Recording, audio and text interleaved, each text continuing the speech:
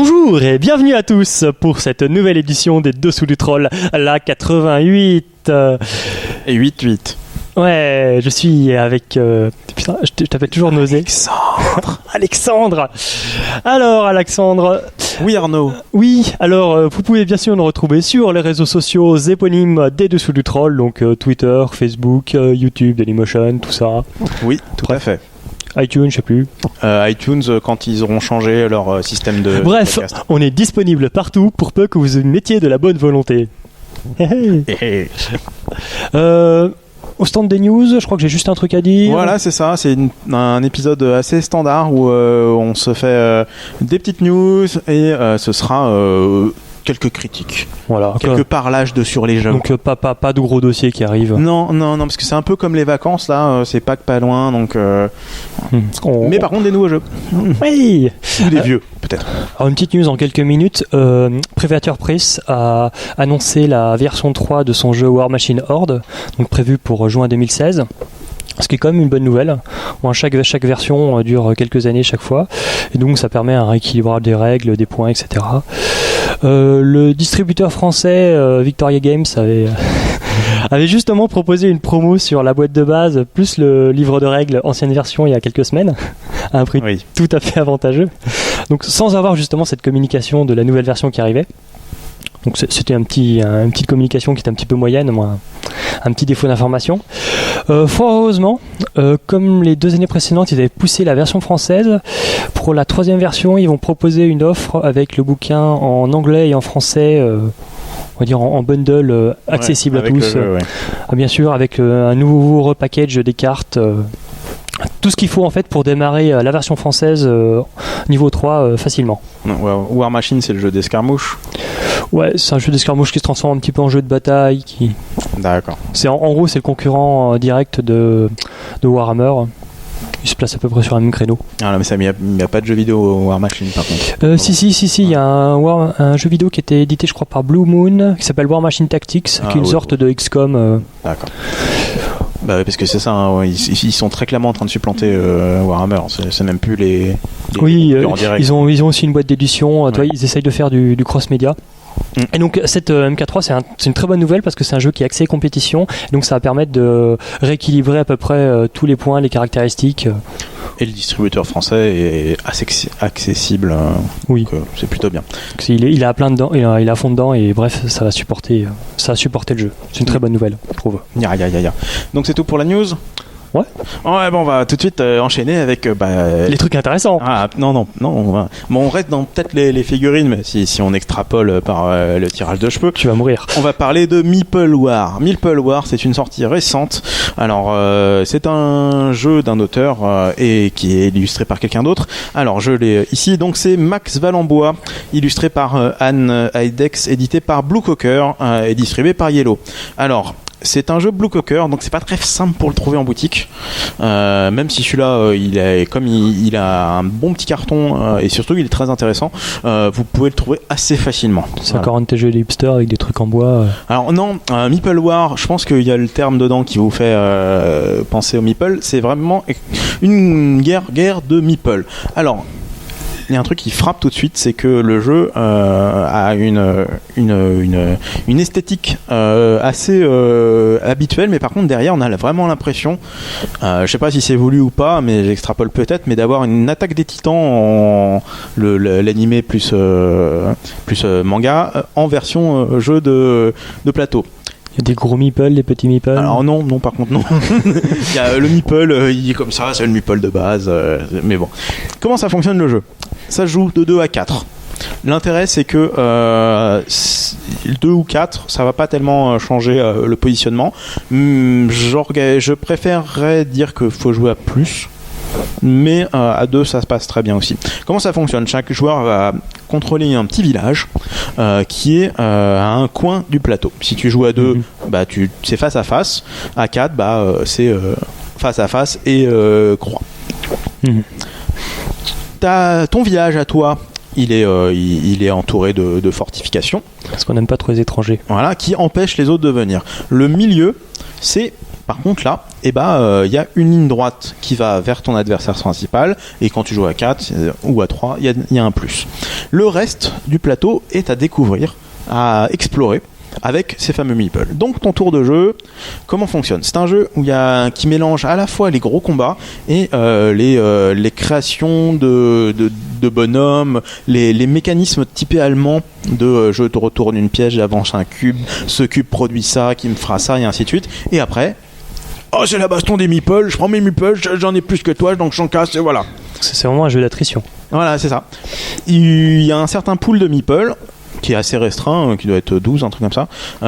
Et celui-ci, tu vas très vite le mettre sur le plateau, complètement tous tes meeples. Et ils vont mourir, tu vas les remettre. C'est un jeu qui est... Quand on se dit au début, il n'y a pas beaucoup de meeples, mais en fait non, c'est de la chair à canon, très clairement. Il faut considérer que tu gagnes si tu as un certain nombre de points de victoire. Ces points de victoire, tu les obtiens en détruisant les bâtiments adverses. Comment ça marche pour détruire les bâtiments adverses ? Tu prends tes petits meeples, ils avancent dans la pampa entre nous deux, et dès qu'ils arrivent devant le gars adverse, ils rentrent dans son bâtiment, ils le cassent. Quand il y a un certain nombre de meeples par bâtiment, le bâtiment est pété, et ça te fait des points. Ça me fait penser un petit peu à du League of Legends. C'est ça, oui, on est vraiment sur dans l'idée, quoi. C'est vraiment ça. Le but, c'est vraiment d'aller pâter et il faut y aller à une zone. Donc tu peux aller tout droit comme un débile, ça, c'est le plus rapide. Mais par contre, tu vas peut-être te rencontrer le mec en face, ou ainsi de suite. Et donc, bien sûr, t'as des combats meeple versus meeple. Alors oui, les combats sont vraiment assez basiques. Hein. C'est pas le but d'avoir les phases, c'est tu prends ton nombre de meeple, tu fais j'en ai 4, t'en as 3, je t'en tue 3, moi j'en ai un qui survit. Voilà, point. Il y a des petits effets après, mais c'est vraiment assez basique parce que c'est vraiment de la chair à canon. Voilà. Après, l'exploration permet, c'est des tuiles hexagonales. Donc on se déplace, on découvre forcément des trucs. Ça permet par exemple de contourner la zone, sachant que tu peux pas passer d'une tuile à l'autre en hexagonale s'il y a de la forêt. Voilà. Et c'est pas possible. Mais par contre, tu peux à travers ça explorer et arriver sur le côté de la muraille et taper directement les bâtiments du côté. Et donc t'avances à la même vitesse en exploration ou sur un terrain exploré ? Voilà, oui. Mais c'est juste que tu te cognes lorsque tu arrives à un terrain passable. C'est ça, voilà. C'est ça. Quand tu révèles, quand tu découvres un nouveau terrain, tu le révèles, tu le mets dans une configuration où forcément tu peux y aller dedans, mais par contre ça peut te bloquer tout le reste. Mais ça peut par exemple te créer un chemin qui, au moins, t'es sûr que la contre-attaque du mec elle est pas tout de suite. Ok. Voilà. Alors ça c'est la partie très meeple, mais il y a une partie, c'est vraiment un jeu qui arrive à faire les gens disent c'est les mécaniques allemandes avec du combat à la Méritrash. On n'est pas très très loin, hein, parce que ce combat dont on a, ce combat, c'est la Méritrash, il faut beaucoup de dés avec beaucoup de faces. Voilà, mais non, là on est loin de là. Mais par contre, pour créer tes bâtiments et créer tes meeples, c'est des arbres sur tes bâtiments où chaque tour tu fais avancer tous tes cubes d'un à droite. Si tu arrives sur une unité de production, ça te crée soit un bâtiment, soit des meeples qui arrivent, soit tu retournes la carte, soit tu fais tout est expliqué avec des pictos pratiques. Bien fait. C'est un petit jeu qui est pas mal. Donc globalement, pour donner ma vision de ce jeu là, il est très sympa. Je pense qu'il y a une grosse différence qui est pas au problème du jeu quand tu joues à 2 ou à 4. À 2 tu connais ton ennemi, encore une fois, c'est le mec d'en face. À 4 c'est un jeu où il faut gagner. Donc il va falloir faire forcément tacitement des choix stratégiques, des choix de coopération ou non, pour éviter de mourir bêtement parce que le mec il t'attaque. Ah oui, j'ai pas prévu, je suis mort. Tu as vraiment une dimension tactique où tu gères ton attaque et au niveau de la base tu gères une ligne de production, c'est ça ? C'est ça, voilà, exactement. Tous les bâtiments n'existent pas au départ ou... En gros, tu as un bâtiment de base et tu as des slots pour des bâtiments supplémentaires, et tous les bâtiments tu les as en main de départ pour les construire si besoin. Et donc tu peux t'amuser à casser la ligne de production de l'adversaire. Ah oui, le truc intéressant c'est que tu vois que si tu le détruis à ce moment-là, c'est juste l'étape avant que son bâtiment serve à quelque chose. Donc tu peux arriver, pouf, ton bâtiment il est détruit, t'as perdu 3 tours et voilà, c'est la fête. Donc c'est très intéressant pour ça, mais c'est assez frustrant quand même. Ouais, c'est ce que ça peut sortir en backdoor. T'avais pas vu. Voilà, j'ai exploré. Ça me permet d'aller attaquer chez toi. Boum, t'es mort. Ouais, cool.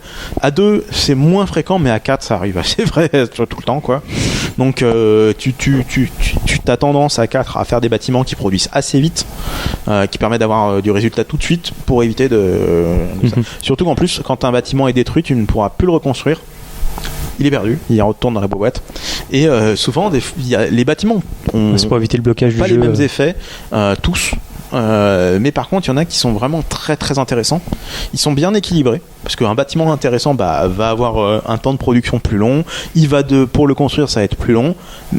Mais il y a de la recherche là-dessus. Donc, un jeu à conseiller. C'est un public. Encore une fois, les personnes qui sont pas très stratégiques vont pouvoir tataner la gueule assez facilement. Les personnes stratégiques faut réussir à sauvegarder ces bâtiments pour attaquer après. Donc c'est vraiment un bon jeu. Il se trouve en bonne crèmerie, comme j'ai dit. Le problème c'est que c'est chez Blue Clocker et que c'est un peu relou mais bon, comme ça passe par Yellow, c'est quand même plus simple. Mais si vous le trouvez, n'hésitez pas à le tester. C'est quelle gamme de prix à peu près ? Trouvez-le autour de 30 €. Voilà. Sauf si vous l'achetez sur Amazon, où là il doit être à 65 €, ou alors à la grande récré il doit être à 95. Voilà. C'est ça. On est trouvé en bonne crèmerie, long, il n'y a pas de souci. Ce jeu a une pseudo-extension qui devrait sortir à un moment ou à l'autre.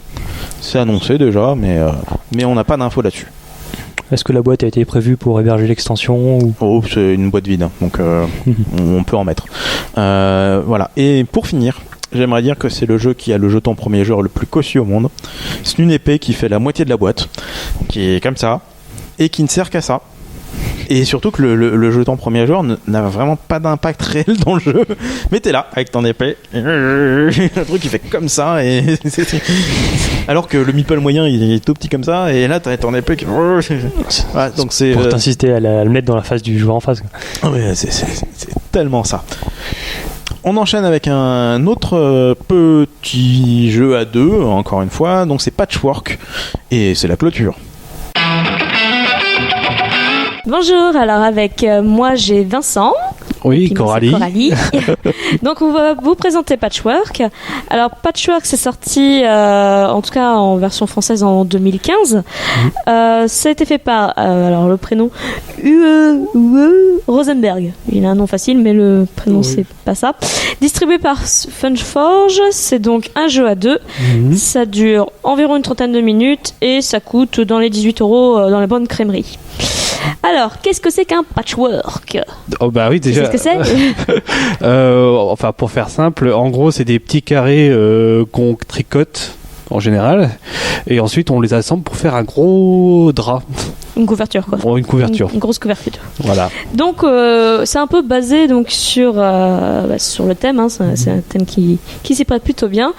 Donc, en gros, vous avez chacun des joueurs a on va dire sa couverture, son plateau couverture qui est vide, qui est composé donc de 2 carrés. Qui font 9 sur 9. Voilà, 9 sur 9. Vous avez un petit plateau de temps parce que quand même le but c'est que faire le moins de temps. On va pas jouer à l'infini. Hein. Oui. C'est un duel, hein. Et c'est un jeu à points de victoire, donc le but c'est d'avoir le plus de points de victoire.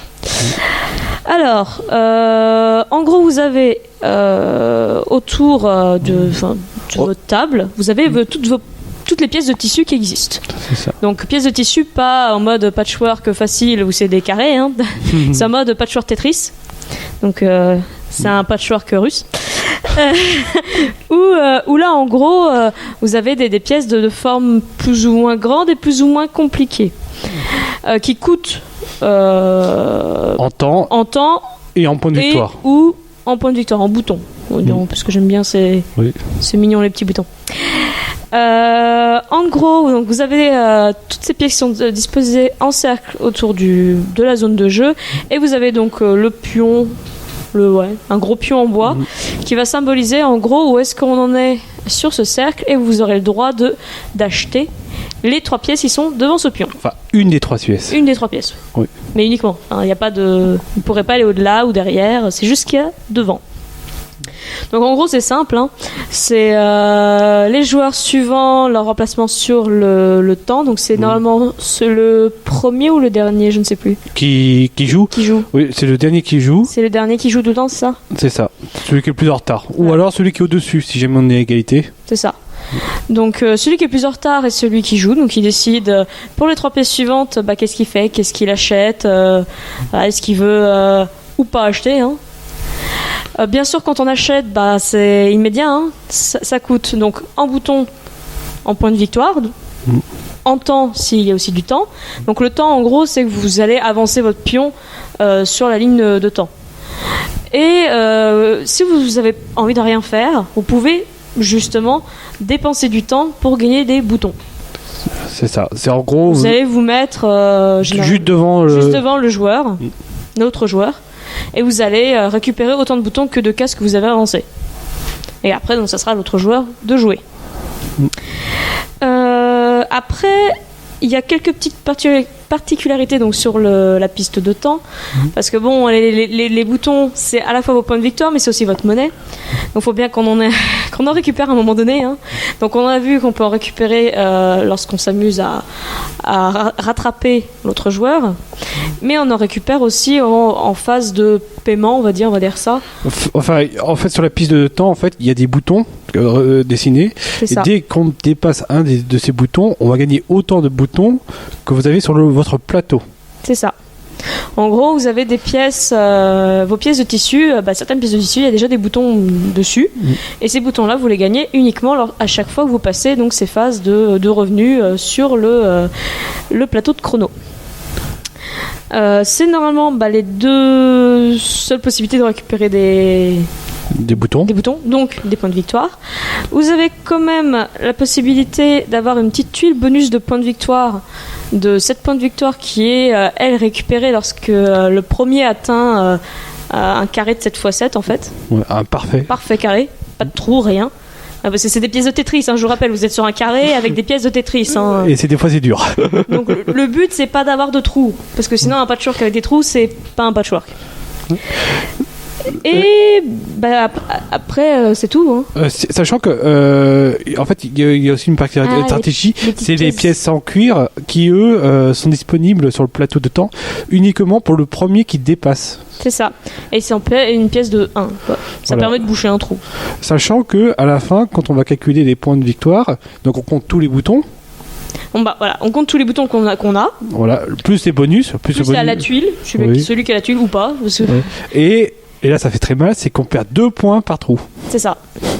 Et j'en ai perdu beaucoup, moi. Vous pouvez aller rapidement dans les négatifs quand vous n'avez pas optimisé votre jeu. Ah bon, tout est négatif? Mon score? Non, je crois pas que c'était négatif. Non. Mais j'étais très très loin. Oui. Donc voilà, c'est un petit jeu qui fonctionne plutôt bien. Les graphismes sont vraiment très mignons. Moi, ça va dans le thème. Voilà, dans le thème, petites pièces de tissu mignonnes, des petits boutons, dans le thème un peu mercerie. Vraiment de ce côté-là, rien à dire. Après, c'est vrai qu'on a quand même pas mal de plateaux de choses à positionner avec toutes les pièces qu'on doit faire, qu'on doit positionner en cercle autour. Ça prend un peu plus de place que prévu. Mais le concept est plutôt sympa. Sachant qu'au début, on est en galère au niveau des boutons, c'est ça qui est marrant.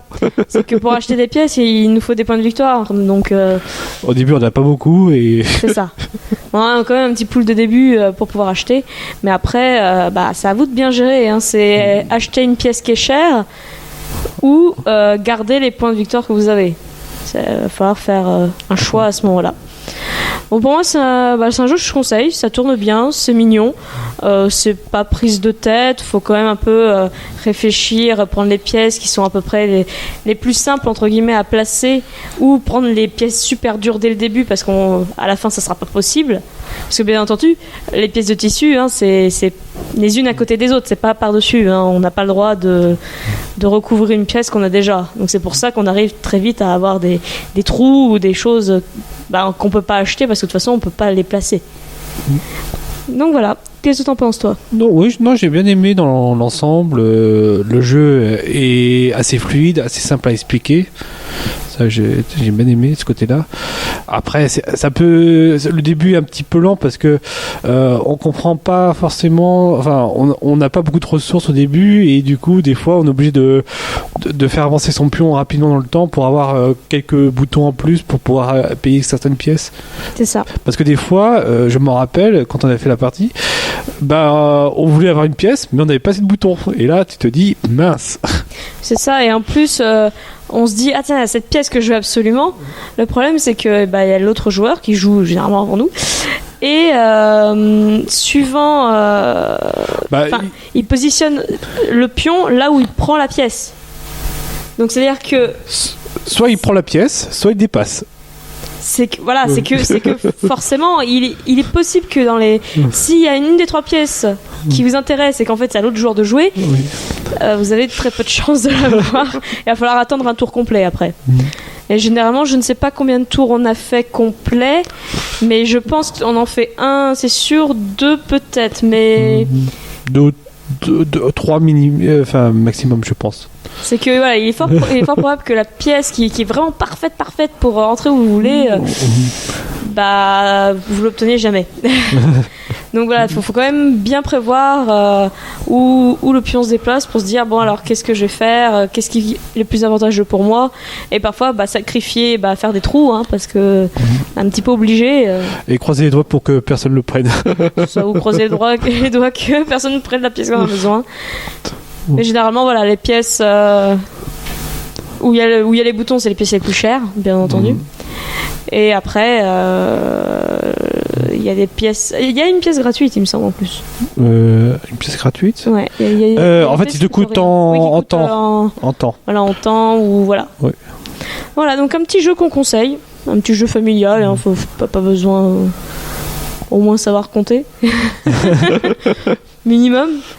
Mais voilà. Non, ça va être tout sur Patchwork. J'ai complet. Et on vous laisse avec les suivants que je ne sais pas qui c'est. Salut. Salut. Salut à tous, je suis avec Charles. Salut. Si tu prends pas ton micro, on va pas t'entendre. Salut. Voilà, ça sera mieux avec un micro quand même. Ouais, un peu. On n'a pas encore des micro-cravates et tout. Il faut encore tenir nos micros pour l'instant. Je suis Aurélien et on va vous parler de Metropolis. Mais dis-moi, ce jeu-là, il est pas un peu vieux ? C'est un jeu assez ancien qu'on connaît depuis très longtemps et qu'on avait... C'est un scandale qu'on n'en ait pas parlé depuis. C'est un peu beaucoup un scandale. On l'a juste complètement oublié depuis toujours. On connaît depuis toujours. Depuis le début du podcast, on connaissait. Ah ouais, on y avait déjà beaucoup joué. Et malheureusement, on a complètement zappé. Ça aurait pu être un des premiers jeux qu'on a fait dans les premiers épisodes avec les Résistances et les Seven Wonders et compagnie. Mais malheureusement, on avait oublié. On avait gardé le meilleur pour la fin. C'est pas la fin. Non. Alors, on va quand même rattraper cette erreur parce qu'il était temps. Surtout on a eu l'opportunité de l'avoir pour vraiment pas cher, donc ça nous a permis d'y rejouer très récemment et de se faire bien plaisir avec. Donc Metropolis. Alors c'est un jeu qui est sorti en 2008. Je pensais que c'était plus vieux que ça en fait, mais non, c'est 2008. Le packaging était vraiment dégueulasse. Oui, c'est celui qu'on a. Je sais pas ils ont pas repackagé hein. Non. Pas terrible. Ouais, on en reparlera. Ça fait débat. Alors, c'est édité par Hystary Games, c'est distribué par Millennium. L'auteur c'est Sébastien Pouchon et puis l'illustrateur c'est Mathieu Lessen. Je suppose que ça se produit dans le Coda. Ça se joue de 2 à 4, c'est 8 ans et plus. Bon, en fait, dès que vous savez à peu près compter, c'est bon, vous pouvez jouer. Et c'est, on va dire, suivant le nombre de joueurs, voilà, entre 30 minutes et 1 heure si vous êtes à 4. Ça coûte 35€ neuf, acheté sur un grand site bien connu d'internet. Mais en réalité, on peut le trouver beaucoup moins cher parce qu'il se trouve assez facilement en occasion ou dans des déstockages ou des choses comme ça. Donc il est pas très dur à trouver, beaucoup moins cher. Donc le jeu, comment que c'est-il que ça se passe ? Donc le principe, c'est que vous allez jouer des constructeurs immobiliers dans une ville imaginaire qui pourrait être un espèce de New York ou un truc comme ça. Et le but, ça va être d'acheter des quartiers et suivant un certain nombre d'objectifs. Donc, alors ce qui est intéressant avec ce jeu, c'est qu'il y a deux modes. Il y a un mode famille et un mode avancé. Le mode famille, en fait, c'est exactement le même jeu, l'autre mode, sauf que les objectifs changent. Et en mode avancé, évidemment, les objectifs sont un petit peu plus complexes. Pour donner un ordre d'idée, les objectifs, ça peut être acheter le plus de quartiers rouges. Alors les quartiers ont tous des couleurs, rouge, jaune, vert, etc. Par exemple, acheter 2 points par quartier rouge, un truc comme ça, je sais plus si c'est 2 points, mais enfin l'idée c'est ça. Ou construire autour des fontaines, construire autour des lacs, construire de chaque côté d'un pont, etc., etc. C'est plein de petits objectifs comme ça qui sont cachés, que vous tirez au début du jeu, qui changent du coup à chaque partie. Chaque joueur a des objectifs différents, et chacun les autres ne savent pas ce que vous devez faire, et puis on peut, et les objectifs sont cachés, du coup on peut essayer de deviner qui fait quoi. Ça se devine bien. Ça peut se deviner bien, sauf quand les gens jouent n'importe comment, et là du coup on n'arrive pas à comprendre ce qu'ils font, mais du coup le principe c'est ça, c'est d'essayer de deviner. Ensuite, En fait, en gros, il faut jouer il faut essayer d'optimiser son jeu de façon à ce que ça rapporte un maximum de points et que ça empêche de rapporter un maximum de points aux autres. Ouais, c'est ça. Sachant que donc la partie, donc quand vous terminez la partie, vous comptez celui qui a le plus de points à gagner. C'est complètement un jeu au point de victoire. Sauf que tout est compté à la fin. Il n'y a pas de points de victoire qui sont cumulés dans le cours de la partie, on va dire. Alors après, il y a deux autres encore manières de remporter tes points de victoire. Il y a en mode avancé celui qui a les plus hauts bâtiments par quartier. En fait, la carte est découpée en 5 quartiers différents. Et celui qui a le plus haut bâtiment ou les plus... Le plus haut bâtiment. Ouais, je vais expliquer après. Le plus haut bâtiment gagne des points. Et enfin, la dernière méthode de points de victoire, c'est les petits jetons qu'il y a sur le plateau. Il y a plein de petits jetons posés sur le plateau. Il y en a qui donnent directement des points de victoire. Il y en a qui en enlèvent. Il y en a qui en donnent un petit peu, et ça c'est les métros. Et si vous êtes majoritaire sur les métros, vous en gagnez un petit peu plus à la fin de la partie. Si vous êtes majoritaire sur les archéologies, vous perdez un petit peu plus de points à la fin de partie. Voilà. Bon. Je rentre pas plus dans le détail des points de victoire. Globalement, il y a quelques manières de gagner les points de victoire. Comment on va jouer au jeu, et c'est là où tout prend son sens. Chaque joueur va avoir devant lui 13 bâtiments de sa couleur. Déjà, peut-être juste avant, le plateau de jeu évolue en fonction du nombre de joueurs. Ah oui, c'est vrai. D'un small world. C'est vrai. Si vous jouez à 2, vous enlevez 2 quartiers. Si vous jouez à 3, vous enlevez un quartier. Si vous jouez à 4, vous prenez tout le plateau. Ça permet de vraiment réduire la taille du plateau, ce qui est indispensable pour ce jeu, très honnêtement. C'est clairement de l'interaction, à la manière d'un small world aussi. Oui. C'est un jeu où l'interaction est extrêmement bien gérée. Oui, et vu que c'est un jeu de positionnement, c'est un jeu qui joue sur le blocage de place aussi, qui joue sur le manque d'espace et tout ça, qui fait que ça permet de gérer les enchères et tout ça. Alors, du coup, c'est très important de réduire cette taille de plateau en fonction du nombre de joueurs. Donc, le principe, c'est que vous allez avoir 13 bâtiments devant vous. Il y aura, qui sont numérotés de 1 à 13. Les 5 premiers, donc de 1 à 5, seront des petits bâtiments, tout petits. Ensuite, les 4 suivants sont des grands, et les 4 suivants sont des beaucoup plus grands. Ça doit faire 13, si je me suis pas trompé dans mon truc. Oui, c'est ça. Plus un bâtiment est grand et plus sa valeur est grande, plus il est, on va dire, fort. L'idée, en fait, comment on va jouer, un joueur va lancer une enchère, donc c'est un système d'enchère pour remporter le quartier, mais c'est un système d'enchère un peu particulier, puisqu'un joueur va démarrer l'enchère avec le bâtiment qu'il veut, qui va poser sur une zone, sur une case, et puis le joueur suivant va poser ou pas, il peut passer, mais il peut choisir de monter sur l'enchère. Il va poser un bâtiment qui a une plus grosse valeur sur une case adjacente, etc., jusqu'à ce que tout le monde passe. Voilà, c'est ça. Le dernier qui n'a pas passé, du coup, gagne l'enchère. Il faut bien comprendre que c'est sur une case adjacente. Et gagner l'enchère, ça veut dire que tous les autres bâtiments qui ont déjà été posés retournent dans la main de l'adversaire. Et au final, il n'y a que la dernière case qui compte. C'est ça, on retourne le bâtiment pour cacher la valeur, et voilà.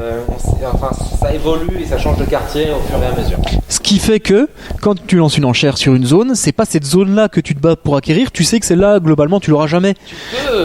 Tu peux faire des très grosses enchères dès le début. Oui, tu peux poser un 13. Enfin, celui qui pose directement le plus gros bâtiment, vu qu'il faut forcément monter sur l'enchère, c'est réglé, personne ne peut monter. Mais mettre des 1 au début de partie, c'est pas franchement utile. Il y a plein de méthodes différentes, il y a plein de stratégies différentes. Il faut savoir qu'il y a quand même une variante, une règle en plus qu'il faut comprendre, c'est que si on peut pas jouer, et la dernière enchère l'emporte immédiatement. Oui, tout à fait. Donc si tu as une case qui est isolée, qui n'a pas de case adjacente, tu poses ton 1, tu t'es débarrassé de ton 1 et tu as gagné une case en plus. Tout à fait. Et des fois c'est avantageux, des fois ça sert à rien, mais bon, c'est bon à noter. Exactement. Donc, le 1, tu peux te considérer que c'est une bonne chose de t'en débarrasser. Non, puis il y a aussi des stratégies vis-à-vis de l'enchère. Quand on commence à avoir des bâtiments un peu partout, il commence à se créer des sortes de couloirs, des passages un peu bloqués. Et si on met une enchère, potentiellement, il n'y a plus qu'une seule case adjacente à côté. Donc le suivant, c'est qui va la remporter. Et après, tout peut se jouer sur ce côté de... On limite, on contraint l'espace d'enchère pour avoir ce qu'on a envie. Ouais. Ça peut jouer comme ça aussi. Moi, je suis un pro du finisher. Je mets mon 13 dans un espace où il y a 3 cases. Je le mets au milieu. Ça coupe les 2 autres cases en une case isolée. Et je mets mes 2 autres bâtiments. Par exemple. Oui. Parce que sachant que celui qui remporte l'enchère est celui qui rejoue en premier le tour d'après. Enfin, juste après. Ouais, donc, ça c'est important. Parce que du coup, ça permet de réenchérir tout de suite et de peut-être gagner des cases qui ont été isolées par la précédente enchère. Petit point aussi à préciser, la partie se termine quand un des joueurs a posé tous ses bâtiments. Ça s'arrête. Pouf, et là on compte les points. Donc vraiment contrôler la fin du jeu est important dans ce jeu. Ouais, tout à fait. Il peut... À la manière d'un Seasons où tu peux faire avancer avec les bots dernier moment et tu fais ah bah tiens il te reste 6 cartes dans la main, c'est un peu le même genre de mécanique. C'est ça. Le jeu, je le trouve, alors on va parler tout de suite. Alors juste un mot sur le packaging. On disait que le packaging était un peu crade parce que c'est vrai que le look, il fait beaucoup discuter parce qu'il est un peu... les dessins sont bien. L'illu est... Moi je trouve que les illustrations c'est dur quoi. C'est... Ouais, non, moi, ça fait vieillot je trouve. C'est que, ce qui me gêne c'est le style. C'est pas tant le ouais c'est le style. Ouais c'est le style. Toi, c'est pas c'est le ça. dessin où c'est contouré en noir comme on peut avoir. Non c'est vrai c'est le style. C'est un vieillot, quoi, ça fait un style un peu année folle, truc comme ça. C'est pas forcément la faute de l'illustrateur. Je sais pas. Je sais pas. Parce que l'ambiance générale comme ça, enfin oui peut-être qu'on lui a imposé l'époque ou. Il fait un dessin dans ce jeton, mais c'est pas comme ça que ça marche forcément. Donc bon. Pour faire simple, il faut pas s'arrêter au style. Ce jeu est absolument excellent. Moi, c'est un jeu que j'aime beaucoup.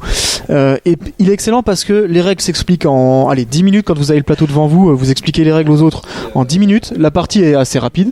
15 minutes, non 30 minutes, 40 minutes.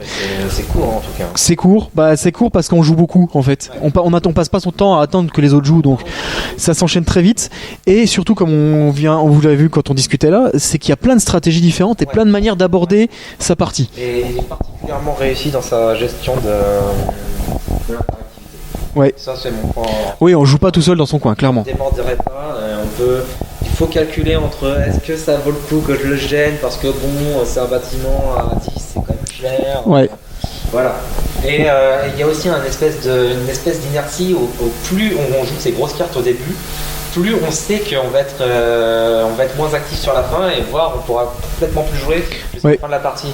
Et donc il faut économiser, savoir faire son Lannister quoi, bouger, attendre que les autres jouent et puis au bout d'un moment. Ok, j'arrive. Il y a des styles de jeu très différents. Il y a des gens qui vont balancer tout au début, avoir un gros creux en milieu de partie parce qu'ils n'ont plus rien pour suivre et puis terminer. Il y a des gens qui vont attendre et finir fort. On peut vraiment jouer de plein de manières différentes et je pense pas qu'il y ait une... Ouais, c'est ça. Il y a pas une mauvaise manière de jouer, il n'y a pas une bonne manière de jouer. On finit de toute façon les parties toujours assez serrées en termes de points de victoire. Et ça rend du coup ce jeu très intéressant parce qu'en plus ce qui est très intéressant c'est que même si vous êtes très bon jeu et vous y avez beaucoup joué, vous n'allez pas être beaucoup plus fort que quelqu'un qui débute. Vous allez connaître quelques astuces, quelques petits trucs qui permettent de d'optimiser un peu plus. Toi tu veux les fontaines, tiens je prends ça en plus c'est un rouge pour moi. Voilà.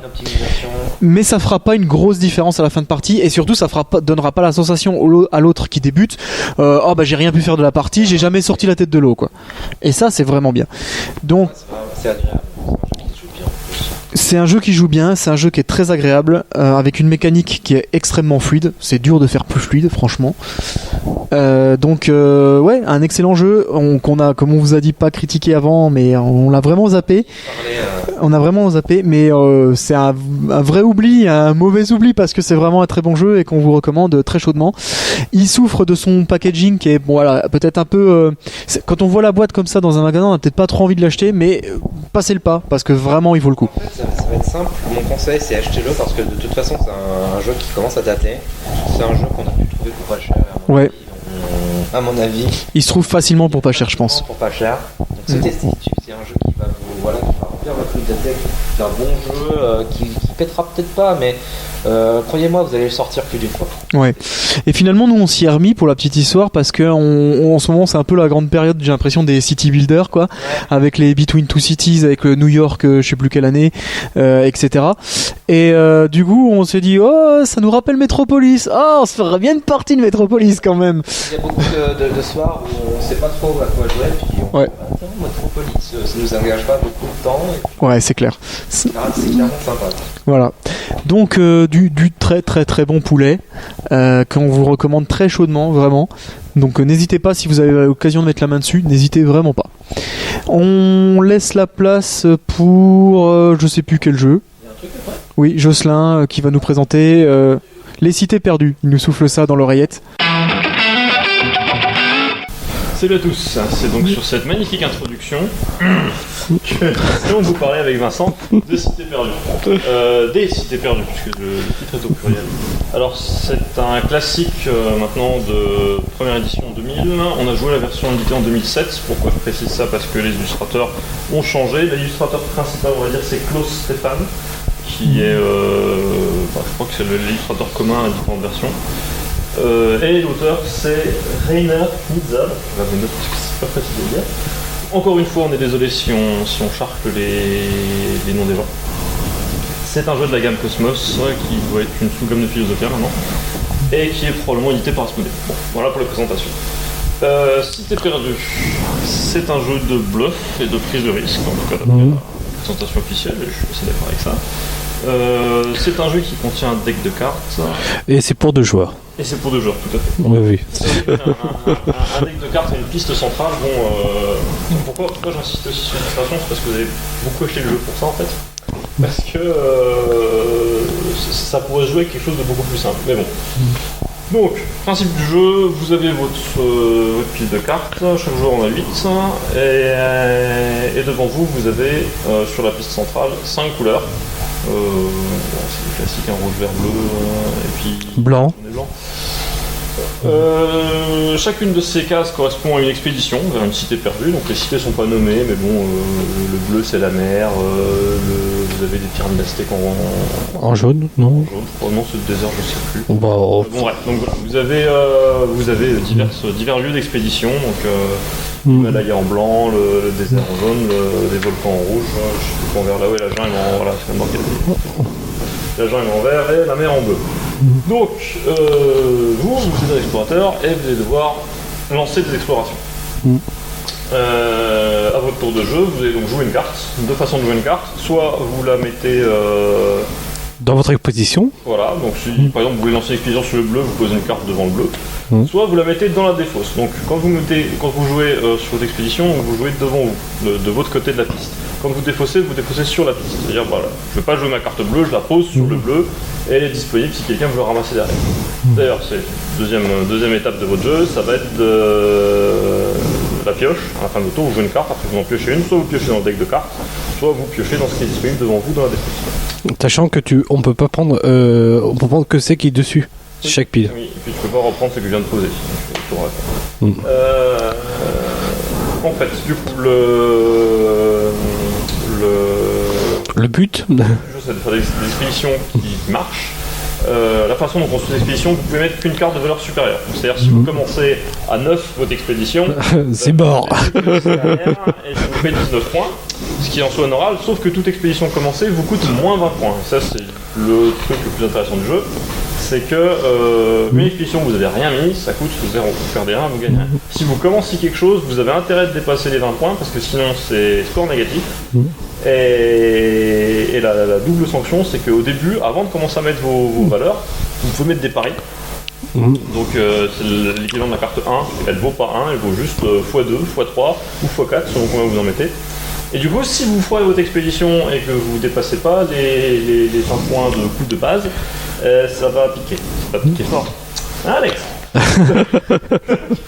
Vous allez vous retrouver avec des scores à moins 40 parce que vous avez fait des demi-expéditions pas finies. Voilà. Ce qu'il faut dire aussi, c'est que dans le jeu, pour chaque expédition, ça va de 1 à 10, mais en un exemplaire. Et du coup, en fait, en fonction de ce qu'on va avoir chez l'adversaire, on peut savoir combien de points on peut gagner par expédition. Un peu. Bah, si jamais il a mis la 1, la 4, la 8 et la 10, tu peux savoir que bah, tu peux faire tant de points dans ton expédition. Il a déjà joué ça en fait. Voilà. On va toujours savoir que comme tu as toujours 8 cartes en main, jusqu'à la fin du jeu, le jeu se termine quand quelqu'un prend la dernière carte. De la pile Oui. cachée. Tu sais jamais, il y en a 8 dans ton jeu, 8 dans le sien, plus que dans la pile. Donc des fois quand tu joues le 7, tu sais que c'est plus la peine d'attendre le 7 si t'étais à 6 et que t'attendais de faire un 7 avant Oui. mais bon, souvent l'autre va faire de la rétention, donc vous avez... En fait, il y a plusieurs stratégies, c'est ça que je trouve intéressant dans le jeu, c'est que vous pouvez miser sur une stratégie, miser sur plusieurs, vous pouvez essayer de faire toutes les expéditions, ce qui est rarement une bonne idée, vous pouvez en faire que 2, voilà. On serait sur 2 expéditions, y aller à fond, si on met 8 cartes sur une expédition, c'est même un bonus de plus 20 points à la fin, donc vous pouvez juste bourriner sur 2 expéditions au lieu de 5. Vous pouvez faire de la rétention de cartes pour bloquer l'autre. Donc vous voyez qu'il commence le jaune, vous avez le 7-8 dans la main, là, vous allez attendre de choper le 9 ou le 10 et puis vous allez regarder galérer pour essayer de mettre cette dernière carte jaune et jamais y arriver, vous pouvez garder. Vous pouvez essayer de garder, de faire que de la défausse au début puis de garder des cartes pour être sûr de votre coup avant de lancer une expédition. Mais pareil, ça va vous allez faire de tout vous défaussez, vous donnez des cartes à l'autre puisque vous mettez des cartes au milieu. Oui, des fois c'est vrai que je me rappelle une des stratégies c'est de compter combien de points tu avais dans ta main avant d'offrir une expédition. Ça va trop dépasser, Oui. donc Voilà. vous avez 2, 3, 4, 5, ouais c'est mignon mais c'est pas assez. Voilà, c'est je sais plus, faut compter. Ça fait 3, 4, 5, ça fait 14. 14. Ouais. Donc des fois on se sent chaud parce qu'on a plein de cartes de jeu en main, c'est pourri, il faut pas aller sur le jeu. Donc voilà, en fait c'est vraiment l'intérêt que le jeu, ce sera dans sa rejouabilité, puisque ça se joue très très vite. Et en plus on peut jouer en ligne avec ce jeu. C'est vrai, il est sur Happy Meeple. Oui. Moi j'ai joué en physique, petit joue en ligne, Oui. je joue en 3 manches, et on fait le calcul des points toutes les manches, et la fois qui va plus a gagné. Celui qui a gagné plus de manches, il fait plus de points. Je crois que c'est plus de manches. Ah bon? Je crois que c'est plus de points. Bon, tant pis. Bon. Ça change pas grand chose à la finale. Non. Voilà pour ce jeu. Un mot sur les illustrations parce qu'en fait le jeu coûte 25€. Pour un paquet de. Il y a combien de cartes du coup? Il y a 3 paris donc c'est 12 cartes par couleur. Ouais, 5 couleurs. Ça fait du 60 cartes. Pour 60 cartes plus une piste en carton centrale, il y a cher quand même 25, mais du coup c'est des belles cartes, c'est un beau jeu, voilà, des belles illustrations, des cartes de gros format. Voilà, donc vous payez un petit peu la qualité du support et de ses illustrations.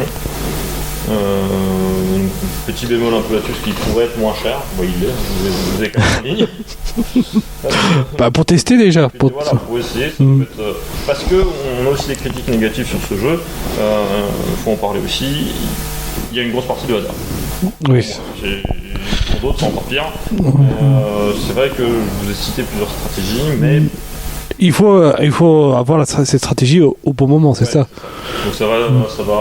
Oui, il faut pas essayer une seule stratégie parce que si vous la pioche qui va avec, ça va pas faire. Oui, par exemple, si vous avez toutes si vous avez au début que toutes les couleurs et vous savez pas quelle couleur vous voulez jouer en premier. C'est un peu ça, c'est que des fois, il faut taper à l'aveugle et se dire, allez, on tente sa chance, on va lâcher une carte, on va voir se faire récupérer par l'autre joueur tout de suite après, on va dire. C'est pas la bonne couleur. Mais ouais, donc il y a un peu de prise de risque, mais je ne crois pas qu'il y ait beaucoup de jeux de prise de risque qui se passent sans hasard. En fait. Oui. Automatiquement, si prise de risque, il y a hasard. Bah, je sais pas mal. Hein. Voilà. Donc, un jeu à tester, on recommande en tout cas en ligne de tester en ligne. Si vous aimez ces jeux avec un petit peu de hasard, de la prise de risque et toute la rejouabilité, c'est un jeu qui se joue très vite, très agréable pour jouer à deux, en couple ou autre. Ça se joue vite, ça s'apprend vite, ça se maîtrise vite, ça se rejoue vite et puis ça s'oublie vite aussi malheureusement parce que c'est pas non plus révolutionnaire. Ouais. Mais c'est agréable, voilà. Oui. Et surtout, en fait, le succès commercial de jeu parle pour lui-même. Il a été édité déjà 2000, 2007, 2010. Il y a la version board game et la version de poche maintenant. Bref, gros jeu en termes de... Un gros classique, en fait. Un bon classique. Chose à ajouter? Non, rien du tout. Voilà, donc on a dit de tenir 10 minutes, on n'y est pas arrivé. Non mais t'exagères quand même. On peut dire au revoir aussi. On va dire au revoir. On va faire au revoir pendant une minute. Bon, voilà. Et rendez-vous pour le prochain podcast. Et rendez-vous pour le prochain podcast. Et rendez-vous pour le prochain podcast. Et rendez-vous pour le prochain podcast. Et rendez-vous pour le prochain podcast.